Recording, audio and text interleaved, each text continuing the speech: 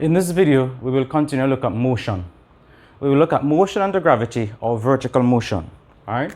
So we're going to be looking at vertical motion, or what is referred to as motion under gravity. So motion under gravity.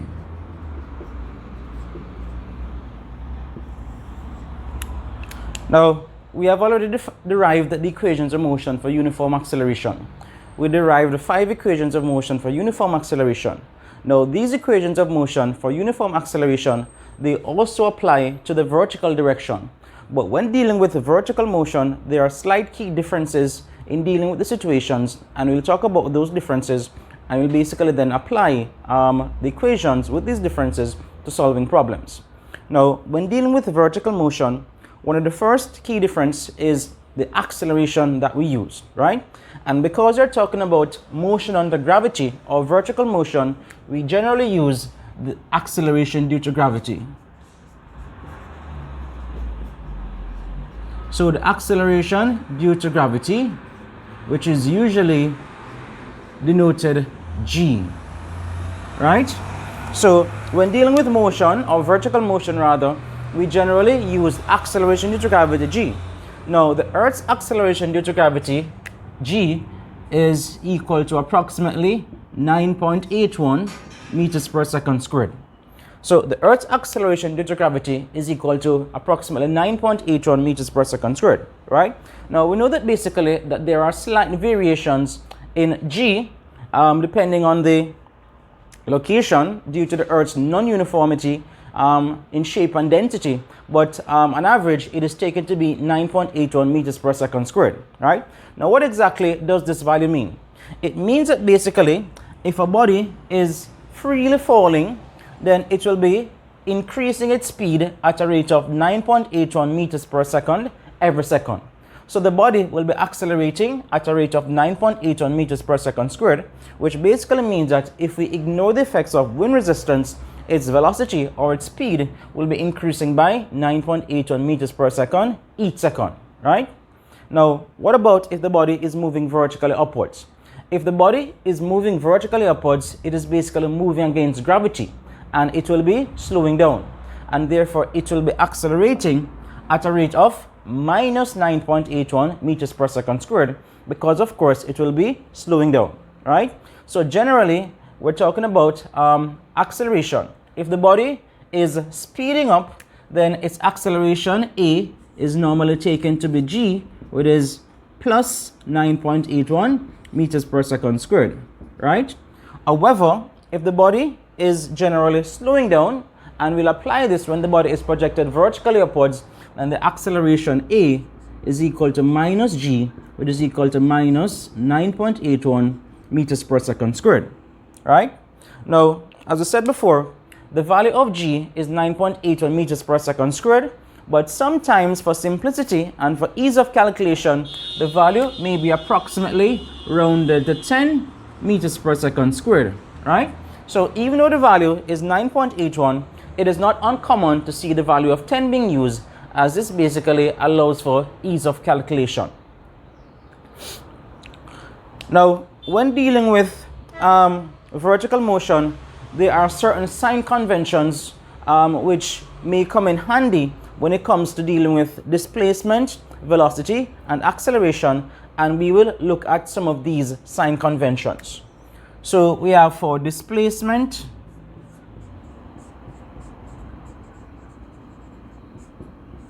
velocity, and acceleration, right? Now, because we're dealing with vertical motion, when dealing with vertical motions, there are generally two situations. One is where the body is initially falling. So bodies initially falling.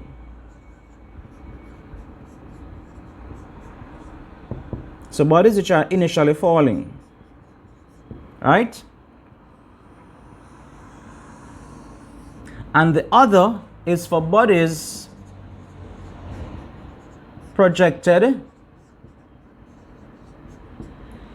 upwards or vertically upwards.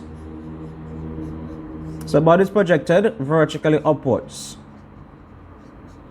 So we look at the sign convention applied for these two situations, and then we will apply them to two questions, right? So this is generally the sign convention that we tend to apply when dealing with these two situations, right? For bodies initially falling, the displacement is, the sign convention for the displacement is that the downward direction is positive. So down is positive.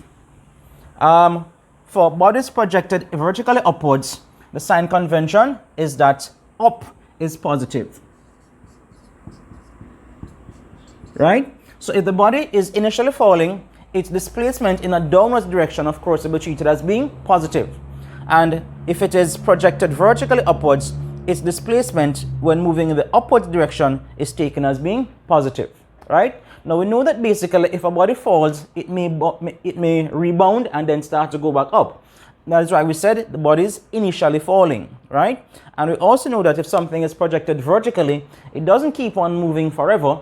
It reaches some maximum height, it stops, then it starts to go back down, right? So as I said before, these sign conventions apply for the displacement.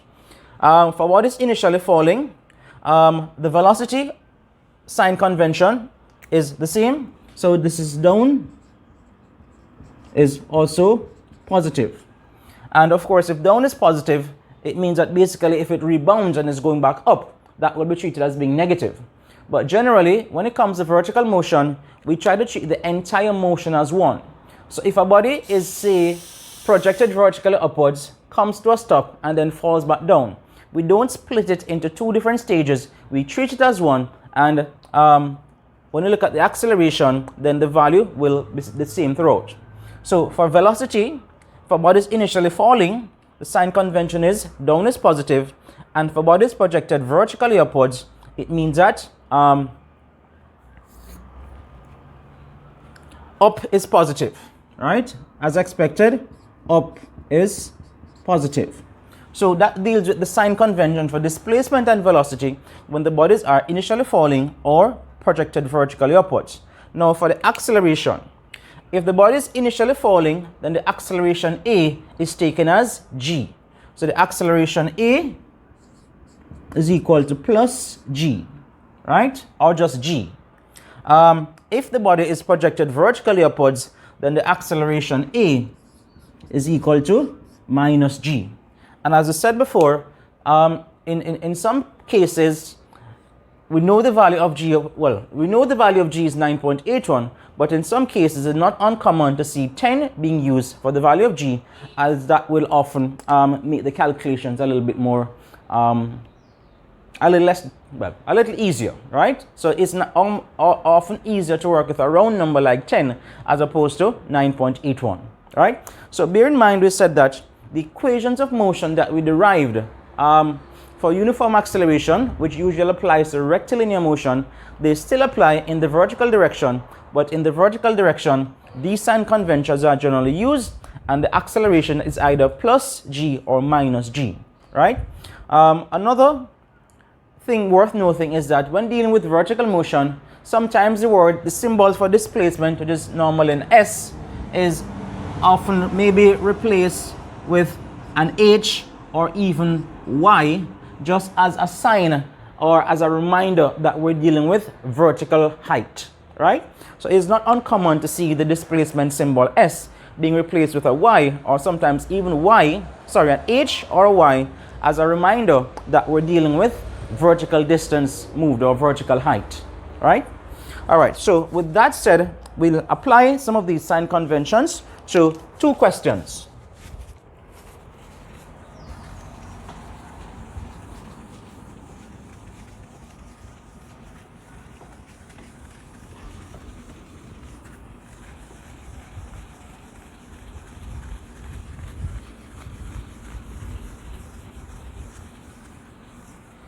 So question one. Question one says, find the time taken for an object dropped from a height of 60 meters to reach the ground. So this object would be dropped from a certain height, and they want us to find the time taken to reach the ground. So basically, what is happening here is that in this case, the body is initially falling. So the body is initially falling, and automatically we know that basically our acceleration A is going to be equal to g, and we'll take that as 10 meters per second squared for simplicity. But of course, if you're told to use 9.81, then stick to using the true value of 9.81, right? Now, let's see what other piece of information you can actually get from the question. So the object is dropped. So since the object is dropped, that means initial velocity u is equal to 0. So the object is dropped. So whenever an object is dropped, then it means that the initial velocity, of course, is equal to 0. Now, the vertical height is 60 meters, which means that when it reaches the ground, the net displacement is equal to plus 60, right? So the net displacement S is equal to plus 60 meters. And they want us to find the time taken, right?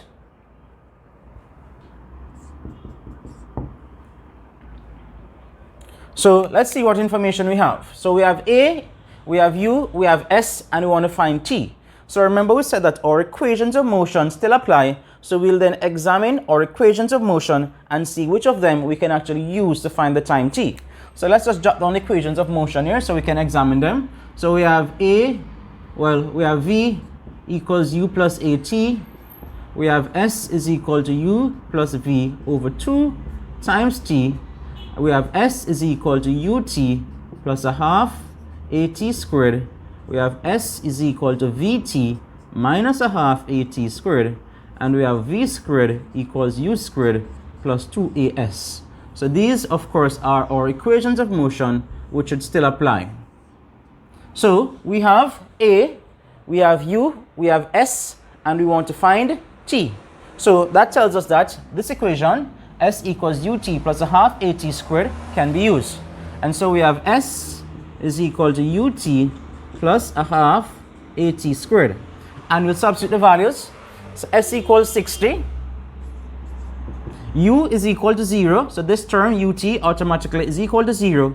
And this is plus a half times 10 times T squared. So we have 60 is equal to 5T squared. Divide through by 5, we get T squared is equal to 12, and therefore T is equal to the square root of 12, and this should give us about 3 point something. So this is equal to about 3.5. Let me check. Square root of 12. Right, 3.46, correct the 2 decimal places or 3 significant figures. So the time taken to fall from the ground is 3.46 seconds, right? So in this question, the body was initially falling, and so the sign convention that the displacement is positive in the downward direction, and so of course it would be the velocity, but we didn't have to deal with the velocity. We know A is going to be equal to G, and for simplicity, we use 10. We could have easily used 9.81, but for ease of calculation, we use 10, and the vertical distance traveled would be 60 meters because that is the height from which the object was dropped. So we looked at equations of motion, we found the most appropriate one, and we found the time taken. All right, now let's examine the second question.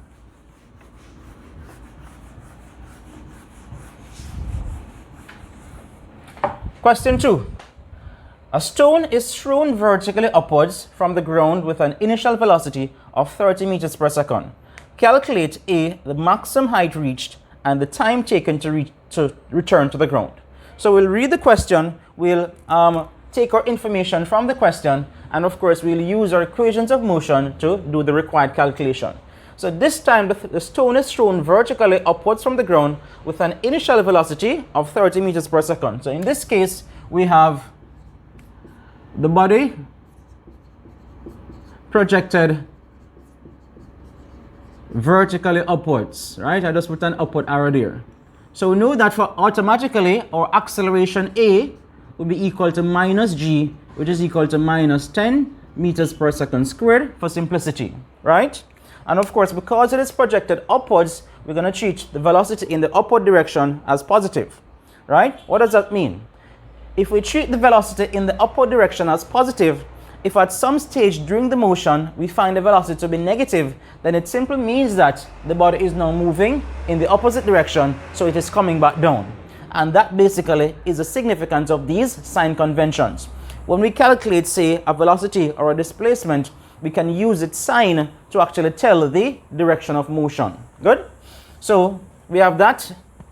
The initial velocity u is a positive 30 meters per second, because of course you know that up is positive, and they want us to find the time taken to reach maximum height. Now let's think about it. If you throw something up in the air and it reaches a maximum height, at its maximum height, does it keep moving up? No. At the maximum height, it momentarily comes to rest, right? So at the maximum height, it momentarily comes to rest, and therefore we say that the final velocity, v, is equal to 0. So therefore v equals 0, and we say that at maximum height, the stone momentarily comes to rest, right? So it is momentarily, let's just put at rest, right? So we know that at the maximum height, the stone is momentarily at rest. And we want to find the maximum height reached. So maximum height or displacement s. So as I mentioned before, our equations of motion still apply, and so what we want to find is s. So we have a, we have u, we have v, and we want to find s, and we look at our equations of motion to see if there's any which include these four terms. And yes, there is. We have this one, v squared equals u squared plus 2as. So we have v squared equals u squared plus 2as, right? So we can actually go ahead and substitute and then solve for s, or we can actually transpose. So if we want to transpose, we get v squared minus u squared over 2a is equal to s, right? And so therefore s is equal to 0 squared minus 30 squared divided by 2 times minus 10, right? So this gives us minus 900 divided by minus 20, which is 45 meters. So the stone reaches a maximum height of 45 meters. Good? Now, part B, they want us to find the time taken to return to the ground. Now, as I mentioned before, if we're talking about a body which is initially projected upwards and is going to return to the ground, we have two options. We can actually split it into two stages. So stage one would be where the body is actually moving upwards, and so the acceleration will be equal to minus 10, initial velocity is 30, final velocity is equal to 0, and we can actually calculate the time for which it takes to reach maximum height. Now, if it takes a certain time to reach a maximum height, say 3 seconds, it should take the same time to fall back to the initial level of projection. And so if we want to find the total time taken to return to the initial level of projection, we simply multiply that time to reach a maximum height by 2, right? So that is one option there. The other option is to basically treat the entire motion as 1. So we treat the entire motion as 1, and if that is the case, a will always be equal to minus g, and that will give us minus 10, right? Now, for the sake of this question, we will actually use it, we'll actually do it both ways. But later in future, we'll just stick to one principle, and that is likely to be where we treat the entire motion as 1. So let's, for instance, now, let's calculate the time taken to reach maximum height, right? So time to reach maximum height.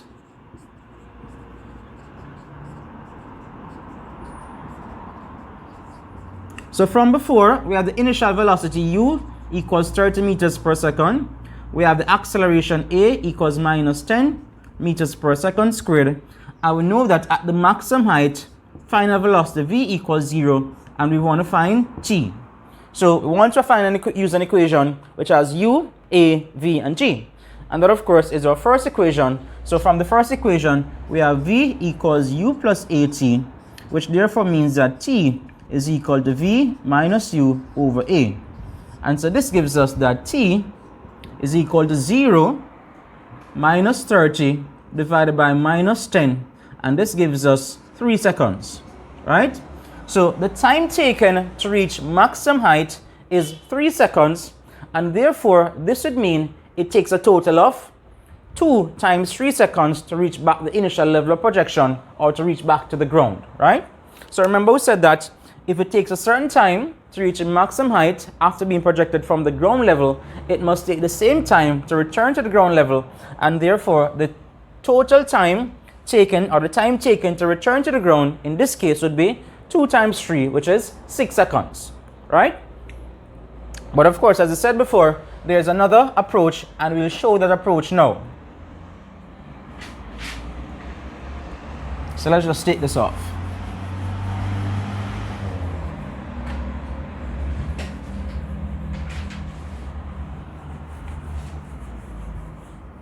So let's look at the second approach, right?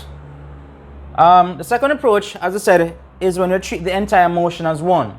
So we're treating A is equal to minus g as minus 10, and the initial velocity is still equal to 30 meters per second.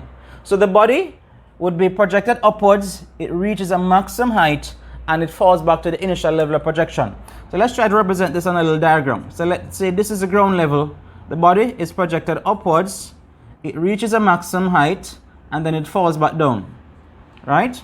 So it falls back down. So this basically means that if you project a body from a particular point or position, it goes up, comes back down. When it reaches that initial level of projection, it means the net displacement is equal to 0. So when the body returns to the ground, its net displacement is equal to 0, right? So we say the net displacement S is equal to 0. So make a note of that. We say that when the body returns to the ground, or the initial level of projection, its net displacement is equal to 0, right? So make a note of it. When the body returns to its initial level of projection, its net displacement equals 0. Good? And so we have A, we have U, we have S, and of course we want to find T. So again, we look at our list of equations of motion, and we try to find the most appropriate equation to find T. And once again, it is this equation, S equals ut plus a half at squared, right? So this is what we have. So let's go ahead and do that. And so that is one approach to do it. We could find, say, use S equals ut plus a half at squared, but we may recognize that basically, what is that going to give us? All right, let's go ahead and do that. All right, let's do it. Yes, let's use that equation. S equals ut plus a half at squared. So S equals ut plus a half at squared. Good? So substitute S equals 0, U equals 30, so this is 30t plus a half times 10 times t squared. And so we have 0 is equal to, oh, mistake there, right? Remember, A, of course, equals minus 10. This is minus 10. So 0 equals 30t minus 5t squared. Now, I'm glad you used this equation. Now, there actually was an option to say, for instance, find the velocity with which it came back, and then, of course, use an equation to find v equals u plus at and so on. But, of course, I chose to use this equation for this reason, right? Now, the right-hand side of this equation is essentially a quadratic equation in t. So let's just bring the term to the left to make them positive. So it becomes 5t squared minus 30t is equal to 0. Now, this is a quadratic equation. Now, usually when students have an equation like this, they will then divide through by t. But if you do that, then you will essentially lose one of the solutions. And I'll explain why both are important. So instead of dividing through by t, we're going to factor out t from the left-hand side. Well, we could actually factor out 5t, since 5 is also a factor of 30. So we could factor out 5t, and that gives us t minus 6 equals 0. So now that we factored out t, we can then proceed to solving the equation for t, right? So now that we've done this, we no longer have the need there.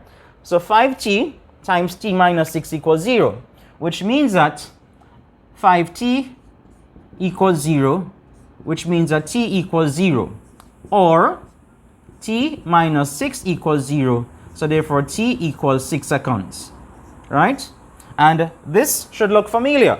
If you notice, in the previous approach, we found the time taken to reach maximum height and then said if it takes 3 seconds to reach maximum height, it must take 3 seconds to get back to the initial level of projection, and therefore the total time taken is equal to 6 seconds. So what this method then shows is that this principle, either method works if of course applied correctly, right? So in this second case, we basically treated the entire motion as one, and we were still able to get the 6 seconds as a time taken to return to the ground. Now, what is the significance of t equals 0? Now, bear in mind that this part of the question asks us to find time taken to return to the ground. But more significantly, when the object, in this case a stone, returns to the ground, the net displacement is equal to 0. So we're talking about finding the time or the times at which the stone's net displacement is equal to 0. And there are 2 times at which the net displacement is equal to 0. The time, of course, is before it was projected. So that applies, or that is at t equals 0. So before the stone was projected, it was at its reference point, and therefore its net displacement equals 0, and that corresponds to t equals 0, right?